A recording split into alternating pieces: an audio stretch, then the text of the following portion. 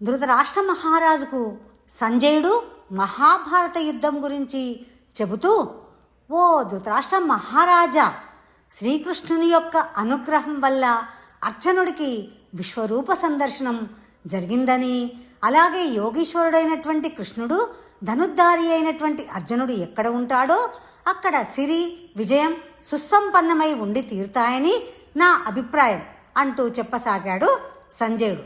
అలాగే అర్జునుడు విజయాన్ని కోరి దుర్గాదేవిని ప్రార్థించినటువంటి విధాన్ని కూడా చెబుతూ ఉన్నాడు సంజయుడు ధృతరాష్ట్ర మహారాజుతో. శ్రీకృష్ణుడు రథసారథి అయి రథం నడుపుతూ ఉండగా అర్జునుడు గాంధీవంతో రథం ఎక్కి ఉదయ పర్వతం మీద ప్రకాశించే సూర్యుడిలా ప్రకాశిస్తూ ఉన్నాడని, అప్పుడు శ్రీకృష్ణుడు అర్జునుని చూసి, అర్జున, మహాబల పరాక్రమవంతుడు అసహాయసురుడు అయినటువంటి భీష్ముడు కౌరవులకు సర్వ సైన్యాధిపతి. ఆయన్ని రణరంగంలో గెలవడం సామాన్యమైనటువంటి విషయం కాదు. అందుచేత ఆయన్ని గెలవాలంటే నీకు దైవబలం తోడు కావాలి.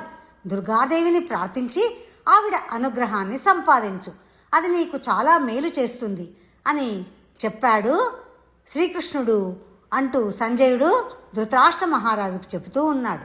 అప్పుడు శ్రీకృష్ణునికి నమస్కరించినటువంటి అర్జునుడు, నీ ఆజ్ఞ నాకు శిరోధార్యం, అలాగే చేస్తాను అంటూ నమస్కరించాడు. అతడు రథం దిగి ఆచమించి దుర్గాదేవిని స్తుతిస్తూ ఉన్నాడు అర్జునుడు. నమస్తే సిద్ధసేనాని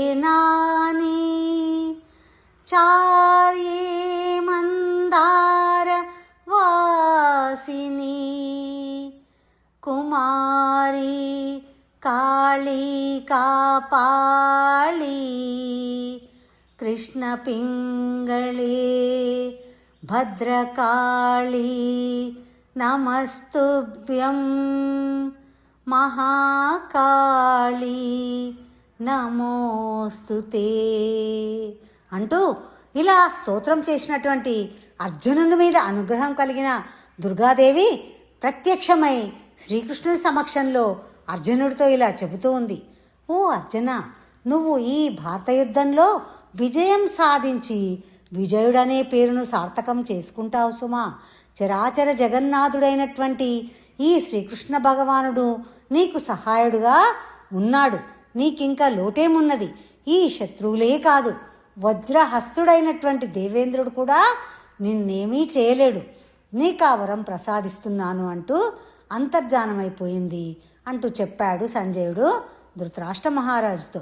అంతేకాకుండా, ఓ ధృతరాష్ట్ర మహారాజా, ప్రాతకాలంలో ఈ స్తోత్రాన్ని ఎవరైతే పారాయణం చేస్తారో వారికి యక్ష రాక్షస పిశాచాదుల పీడ కూడా ఉండదు, శత్రుభయం ఉండదు, యుద్ధంలో విజయం లభిస్తుంది, బలం పెరుగుతుంది, ఆయు ఆరోగ్యం అన్నీ లభిస్తాయి, చోరభయం ఉండదు, బంధితులైన వారికి విముక్తి కలుగుతుంది, అరణ్యంలో తప్పిపోయినటువంటి వారు కూడా సుఖంగా ఇంటికి చేరుతారు అని చెప్పాడు సంజయుడు.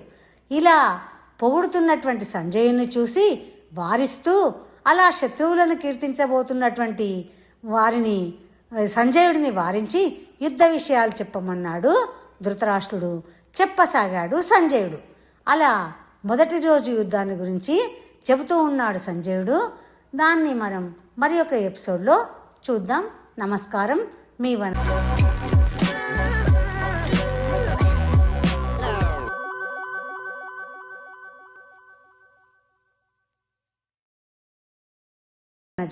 బలుసాని.